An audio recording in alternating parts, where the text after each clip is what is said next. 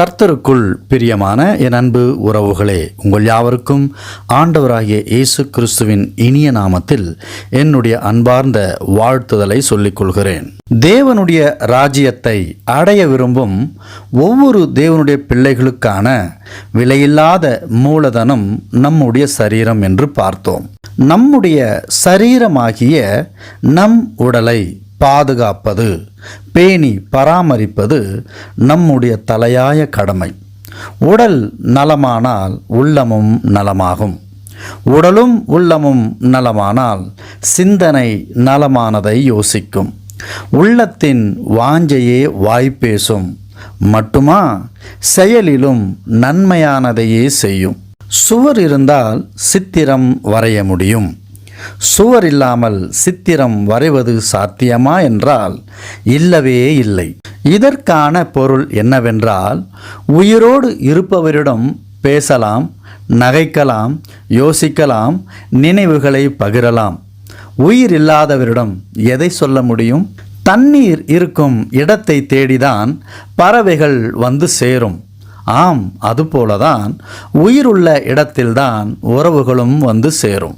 அப்படிப்பட்ட விலை மதிப்பில்லாத அந்த உயிர் மனுஷனுடைய உடலில் எதுவரைக்கும் இருக்கும் என்றால், உடலில் நல்ல ஆரோக்கியம் இருக்கும் வரைதான்.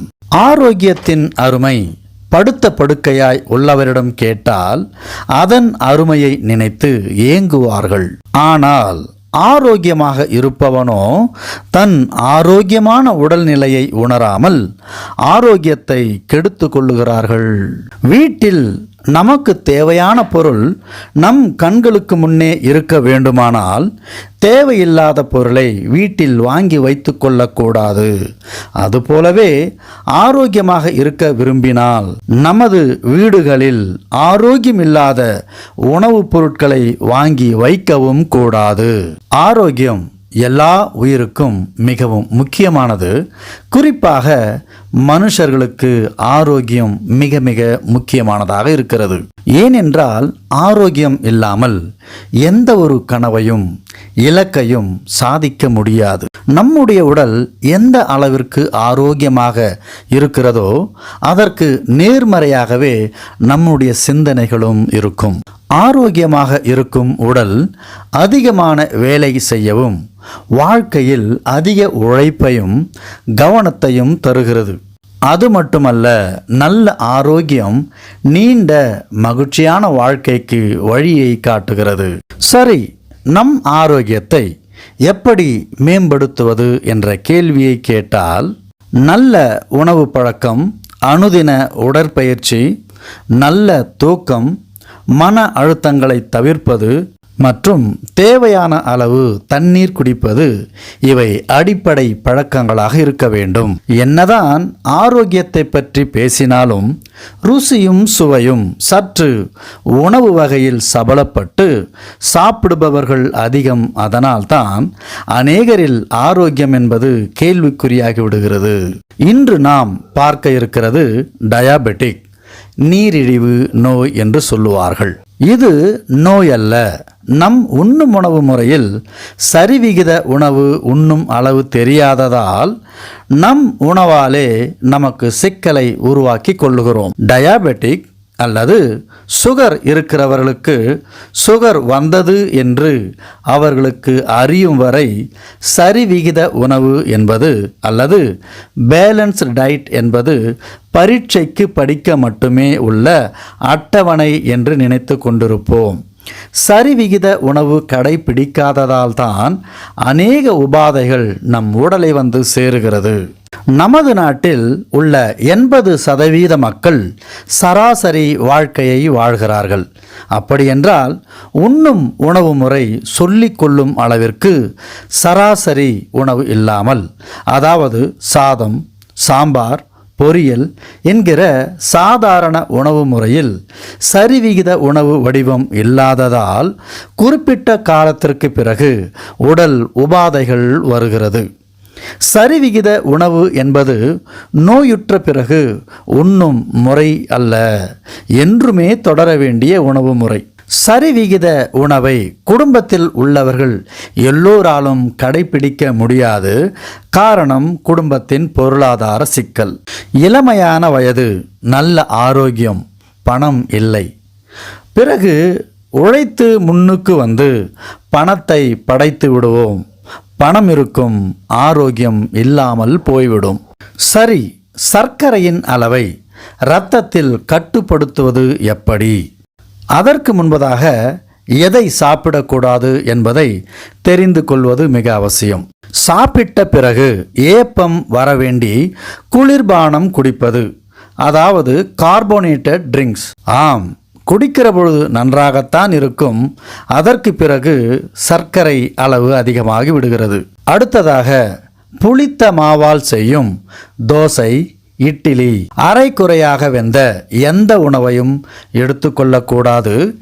எண்ணெயில் பொரித்த மாமிசத்தை தவிர்க்க வேண்டும். அதிக நேரம் இரவில் விழித்திருக்க கூடாது. சர்க்கரையின் அளவு இரத்தத்தில் கட்டுப்பாட்டில் இல்லாதவர்கள் கடைபிடிக்க வேண்டிய முக்கியமான முறைகள் இதோ உங்களுக்காக.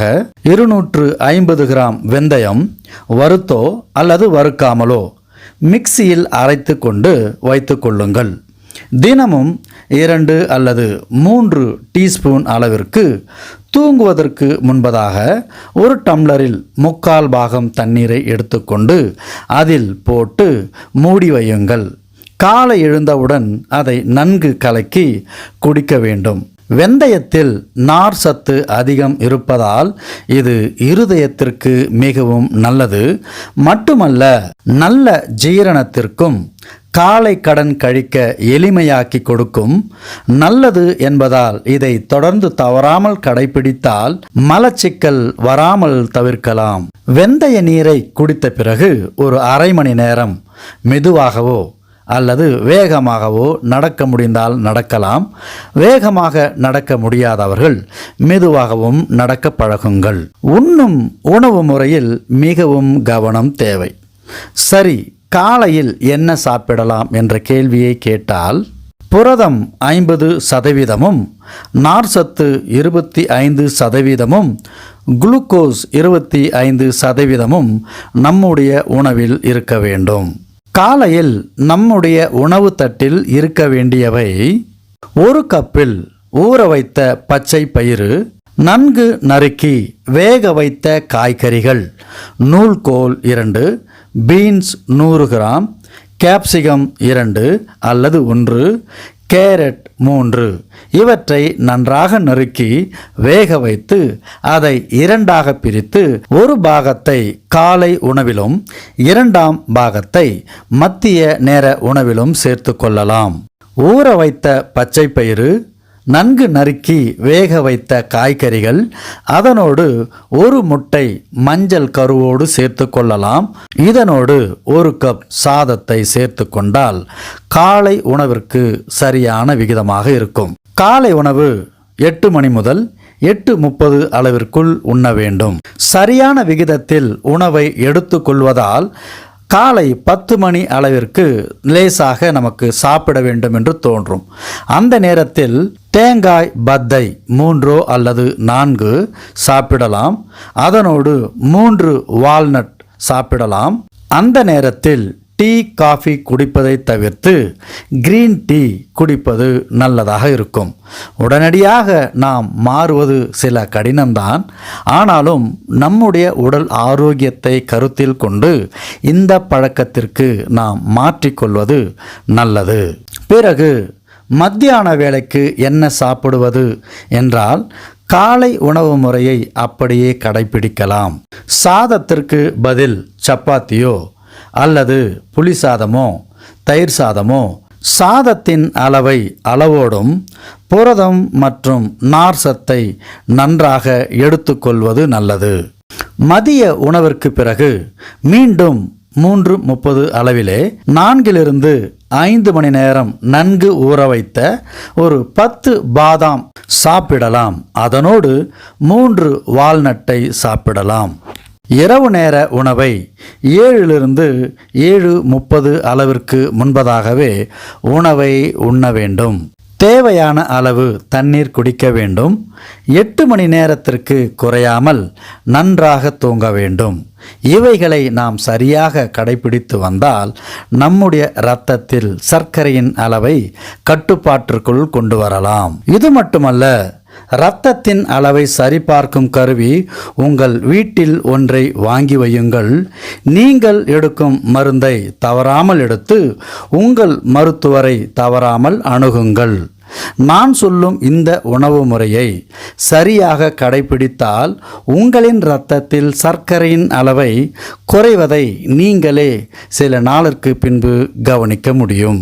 சரியான நடைப்பயிற்சியும் சரியான உணவு முறையும் நம்முடைய இரத்தத்தில் சர்க்கரையின் அளவை நன்றாக கட்டுப்படுத்தலாம். சாதிக்கும் வரை எல்லாம் சோதனையே. ஜெயித்துவிட்டால் சோதனை சாதனையாகிவிடுகிறது. நம் உயிரை காப்பாற்றி உடலை சீராக்க நாம் செய்ய வேண்டிய தியாகம் இதைவிட வேறு என்ன இருக்கிறது? பதிவை பிடித்திருந்தால் லைக் செய்யுங்க, அநேகருக்கு அனுப்புங்கள். யாரோ ஒருவருக்கு தன் உடலை சரி செய்ய இந்த வகை எளிய வகையாகவும் இருக்கலாம். அன்பு தேவனுடைய பிள்ளைகள், நம்முடைய சேனலை தொடர்ந்து கவனியுங்கள். கர்த்தருடைய நாமம் மகிமைப்படுவதாக. ஆமென்.